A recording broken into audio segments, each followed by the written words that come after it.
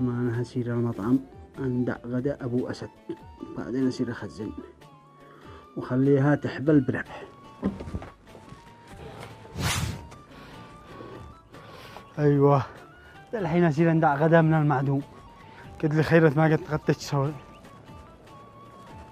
هذا عمي عبد الله، والله إنه ضيفي اليوم. هلا عم عبد الله، أهلا.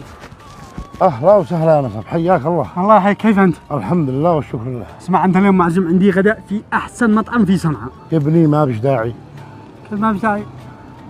يا عم عبد الله انت تستاهل كل خير، خليني اليوم الشيء تجمل معك، انت معزوم عندي اليوم غداء هيك. يا نصب لا تخسش نفسك، جمع نفسك. لا ما بش هي خسارة يا عم، هذاك انت تستاهل كل خير قلت لك.